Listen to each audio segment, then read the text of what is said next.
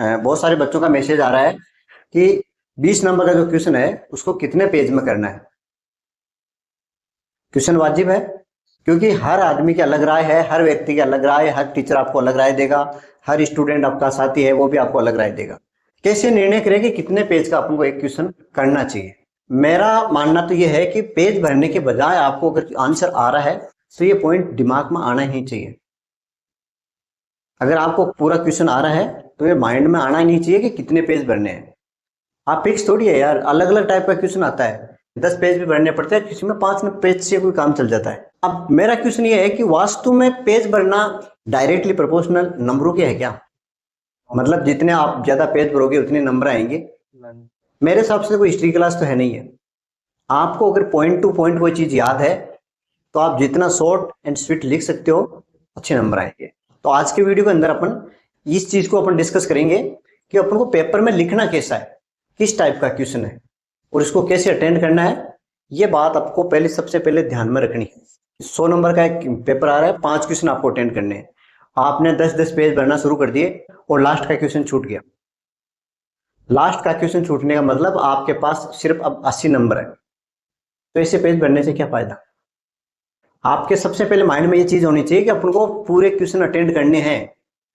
अब कितना शॉर्ट लिखना है, कितना लेंथ में लिखना है, ये आप पर डिपेंड करता है। आपकी स्पीड कितनी है, आपको कितना आता है। बाकी मेरा मानना तो ये है कि आप पेज के पीछे मत भागो। ये 8 पेज भर दिया, इसने 10 पेज भर दिया, मैं 6 पेज के भर के आया हूं।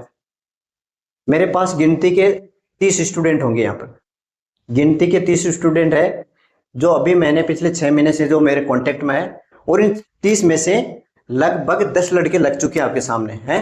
सोनल यहाँ लग रखी है, अशोक लग रखा है, राजेंद्र लग रखा है। बहुत सारे बच्चे हैं जो उन्होंने शॉर्ट एंड स्वीट में लिख के पास किया है। तो आप कभी ये मत सोचो कि यार आपको वो डिटेल्स में लिखना है। मैं एक एग्जांपल लेता हूँ, लाइंस दे रखी है आरबीसी के बारे में कि आरबीसी क्या चीज है और इसके फंक्शन वगैरह दे रखा है। ये एक गद्यांश टाइप में दे रखा है, ठीक है। आपने इस तरह से पेज भर दिया, वापस यहाँ से लाइन उठाना, नीचे लिख देना, पेज भरते जाएंगे। वहां पर जो बैठते हैं ना वो आपके पॉइंट पकड़ते हैं, कीवर्ड्स पकड़ते हैं कि आपने क्या लिखा। मोटे मोटे जो शब्द होते हैं ना, टेक्निकल वर्ड, उनको पकड़ते हैं, उनके हिसाब से आपका मार्जिन करते हैं कि आपको 20 में से 5 में से 10 में से कितने नंबर देने हैं। अगर ये कीवर्ड काम कर रहा है तो ये बच्चा को थोड़ा एक्स्ट्रा नॉलेज है। बाकी सब ऐसे ही लिखते हैं। ये जो इस तरह से आप गद्यांश लिखते हो ना, ये लास्ट ऑप्शन है, आपको कुछ नहीं आ रहा है। आपको टप्पे मारने होते हैं, आपको क्वेश्चन के बारे में कोई नॉलेज नहीं है, उस कंडीशन के अंदर आपको इस तरह से लिखना है। बाकी आपको नॉलेज है तो आप पॉइंट टू पॉइंट लिखो, पॉइंट टू पॉइंट लिखो। कितने पेज भरते हैं वो अलग बात है, पेज भरना एक अलग कला है। अगर आप चाहो तो मैं वो भी बता दूंगा। पेज भरना एक अलग कला है। सबसे पहले आप बाय डेफिनेशन लिखोगे, उसके बाद में उसके प्रॉपर्टी लिख दी, उसके बाद में उसका तो क्लासिफिकेशन कर दिया, उसके बाद में डायग्राम बना दिया। घूम फिरा कर कैसे पेज भर सकते हो? अगर आपको पेज भरने का शौक है तो सबसे पहले आपको पॉइंट टू पॉइंट लिखना है। आपके पास अगर टाइम है, आपके पास टाइम बच रहा है, तो आपको इस तरह से लिखना होगा। ये तो चीज लिखी है, अभी आपको प्रैक्टिस के लिए दिया था मैंने, भाई लिखिए बताओ आप। आपने बहुत अच्छा लिखा है, आपने बहुत अच्छा लिखा है और कोई पॉइंट नहीं छूट रहा है तो शायद इससे अच्छा और क्या लिखोगे, लेकिन इनसे नंबर नहीं मिलेगा। आप थोड़ी देर बाद में खुद बता दोगे कि क्या चीज सही है, क्या चीज गलत है, ठीक है। मैं इसको ए मानता हूं और इसको मानता हूं बी। ये फॉर्मेट है नोट्स टाइप में। ये 5 नंबर का क्वेश्चन मान के चल रहा हूं कि ये 5 नंबर का क्वेश्चन आ गया आपके पास, ठीक है। 5 नंबर में आपने इस तरह से पूरा लिख दिया, ठीक है।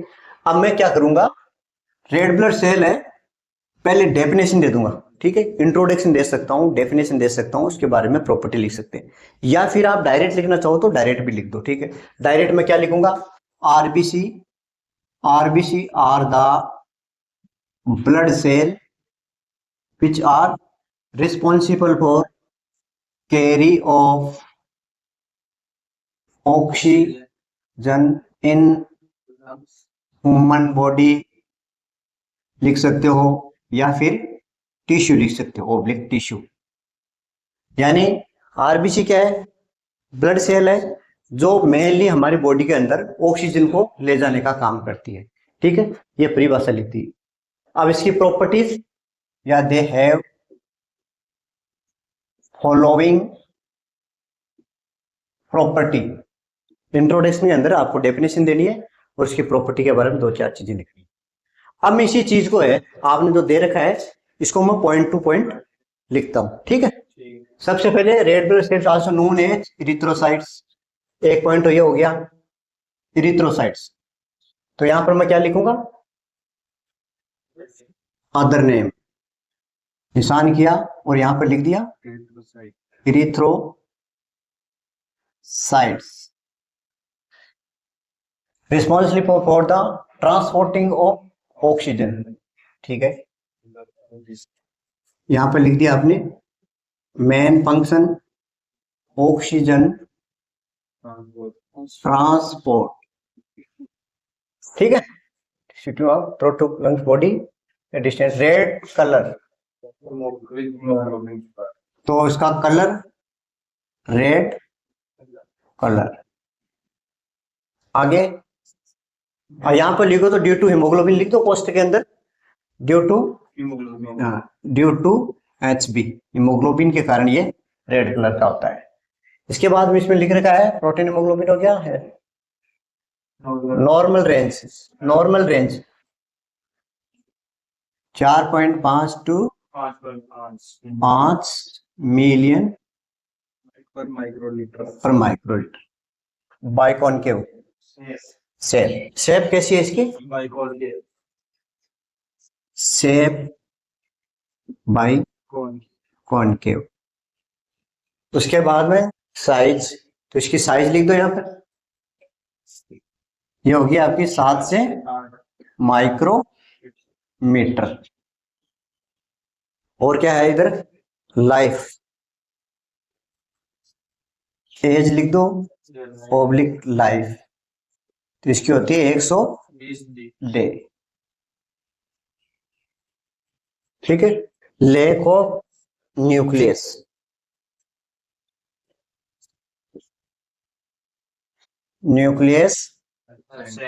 absent, formation red bone marrow, ठीक है। ये चीज मैंने वही लिखी है जो सिद्धांत के अंदर दे रखा है। ये क्या है, कीवर्ड बोलते हैं इसको, टेक्निकल वर्ड है। जैसे इसका ध्यान जाएगा erythrocyte oxygen transport red colour की होती है, ये होता है, ये बोन के हुए है। मतलब क्या हो गया कि उसके माइंड में फिट बैठ गया कि इसको अच्छा नॉलेज है, ठीक। वो की वही चीज मैंने इसमें से पिकअप की है। आपने क्या लिखा वो देखेगा, हाँ ठीक है, 2-4 अंडरलाइन की और 5 में से आपको 2 या 3 नंबर देगा इसमें, ठीक है। यहां पर पूरे चांस है। अब आपको विस्तार से लिखना है तो इरिथ्रोसाइट लिखा है, यहां पर थोड़ी जगह छोड़ दो, ठीक है। इसको थोड़ा सा विस्तार से और लिखिए कि RBC also known as erythrocytes, और ये फलाना दिख रहा है, इसमें 2-2 लाइन और ऐड कर दो। जितना नॉलेज हो उतना, फालतू बात नहीं, उल्ट पुल्ट नहीं लग जाए। मेन फंक्शन ऑक्सीजन ट्रांसपोर्ट है, या ऑक्सीजन करते हैं, फिर लंग्स से यहाँ पर टिश्यू में जाता है, टिश्यू से हार्ट में जाता है। अगर आपको लाइन ऐड करनी है, मान लो 10 नंबर का है, तो इसी को आपको बढ़ाना है, बाकी शॉर्ट एंड स्वीट।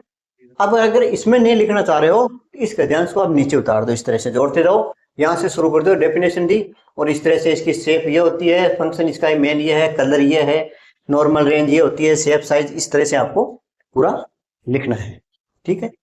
तो पेज से ज्यादा मायना रखता है पॉइंट टू 2 पॉइंट बात करो आप, ठीक है। इसके अलावा आप चार्ट बना दो, अगर आपको चार्ट माइंड में आ रहा है तो चार्ट बना दो, टेबल बना दो, ठीक है। इसी को टेबल में कन्वर्ट कर दो। आपको अगर ये क्वेश्चन 5 नंबर का है, अब अगर इसको 10 नंबर का दे रहा है तो इसको टेबल बना दो। इधर ये क्वेश्चन है ना, पूरा का पूरा इस टाइप से, यहाँ से एक लाइन खींची, 1 2 3 नंबर डाले और इसका ये लिख दिया, इसको टेबल बना के, मतलब इस टाइप से।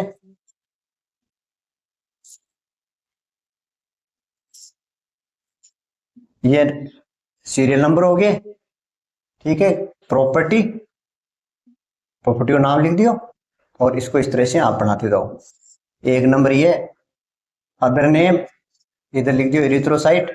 इस तरह से आपको एक टेबल बना लो और फिर इस टेबल को इस तरह से गद्यांश में चेंज कर दो, 10 नंबर का हो गया। बड़ी सारी टेबल बनाई, एक पेज पर पूरी टेबल बना दी। एक आपको क्या करना है, सबसे पहले इंट्रोडक्शन है ना, वो थोड़ा सा ढंग से देना है। इंट्रोडक्शन का आधा पेज हो जाना चाहिए, ठीक है। मैंने एक एग्जांपल दिया है। अब आपको पेज भरने की बात आ रही है तो पेज कैसे भरोगे आप? अगर आपको पेज भरने का शौक है वही ट्रिक लगानी है सब में, आईपीएस आरपीएस डिटेल से आपको लिखनी है। इंट्रोडक्शन दे दो डिटेल से। अब अगर टेस्ट है, ये पैथोलॉजी हेमेटोलॉजी का टेस्ट है, तब तो आपको यहाँ प्रिंसिपल लिखना है, और किसी के बारे में समझाना है तो इसको प्रॉपर्टी की तरह लिखना है। ठीक है, अगर टेस्ट है तो यहाँ पर सैंपल लेना है, नहीं यहाँ पर क्या करना है, आपको स्ट्रक्चर के बारे में बताना है।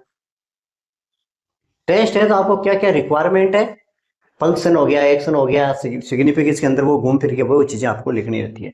तो इससे क्या है, अब जैसे इंट्रोडक्शन लिखा आपने मोटे मोटे शब्दों में, इंट्रोडक्शन, ठीक है, और यहाँ पर आपने किया, यहाँ पर 1 2 3 4 5 जो भी है वो बना दिया, इसी के आपने फिर टेबल बना दी, एक पेज हो गया। उसके बाद में दूसरे के अंदर इसकी प्रॉपर्टी क्या क्या चीजें हैं वो लिख दी सारी, कलर ऐसा होता है, शेप ऐसी होती है, ये होता है, फलाना होता है, ये सारी चीजें, एक पेज ये हो गया, 2 पेज। तीसरा आप स्ट्रक्चर के बारे में बताओगे, इसका डायग्राम बना दो आरबीसी का, और इसका पूरा वो इस टाइप से समझा दो, बार कवरिंग होती है नहीं होती है, न्यूक्लियस होता है नहीं होता है, इसको डायग्राम के थ्रू समझा दो। मतलब कुल मिला के आपको क्या है, पॉइंट्स में लिखना है। ठीक है, और बाकी की मैं जो ट्रिक है, मैं कोई भी अगली क्लास में, अभी तो ज्यादा हो जाएगा टाइम, आपको ऑफलाइन भी पढ़ाना है, तो ज्यादा से ज्यादा 5 ट्रिक है आपके पास, मैं 5 ट्रिक का प्रयोग करता हूँ। उन 5 ट्रिक को एक बार मैं पूरी एक साथ समझा दूंगा, कौन से सब्जेक्ट में। जैसे मान लो अभी आरबीसी दे दी, तो इसको अपन आईपीएस आरपीएस नहीं लगा सकते, टेस्ट नहीं है ये, इसके लिए अपन अलग प्रॉपर्टी लगाएंगे। कोई मशीन के बारे में पूछ लिया, सीबीसी के बारे में पूछ लिया, कैरियोस्टेट के बारे में पूछ लिया, सेमी ऑटो एनालाइज के बारे में पूछ लिया, सेंट्रीफ्यूगल मशीन के बारे में पूछ लिया, तो उसकी अपन ट्रिक अलग लगाएंगे। कोई डिजीज के बारे में पूछ लिया तो अपन अलग ट्रिक लगाएंगे। एनाटॉमी के अलग ट्रिक है, बाकी टेस्ट जितने लग रहे हैं उसके अंदर अपना आईपीएस आरपीएस लगाते हैं। ठीक है, तो इसको अपन ध्यान में रखना है। चीज समझ में आई कि नहीं? आप बताओ, कमेंट करके बताओ, ए वाला सही रहेगा या बी वाला सही रहेगा? ठीक है, आप कमेंट करके जरूर बताना कि आपको कौन सा सही लग रहा है। आप देख के बताओ इन दोनों को, दोनों में क्या अंतर है, दोनों साइज जो अपन लिख रहे हैं, दोनों टेक्निक लिख रहे हैं, दोनों के अंदर अंतर क्या है, कौन सा सही लग रहा है। तो आपको कमेंट करके बताना है कि भाई ए सही है या फिर बी सही है। इससे थोड़ा सा अपने क्या है, थोड़ा सा कैलकुलेशन और निकालेंगे कि ज्यादातर बच्चों को इस टाइप से पसंद आ रहा है या इस टाइप से। आप चाहोगे तो इस तरह से भी आपको लिखवा के पढ़ा देंगे, बाकी इस तरह से अपन पढ़ रहे हैं। ठीक है, तो कमेंट करके जरूर बताना कि किस टाइप का आपको फॉर्मेट अच्छा लग रहा है, उसी हिसाब से अपन इसको सेट करेंगे।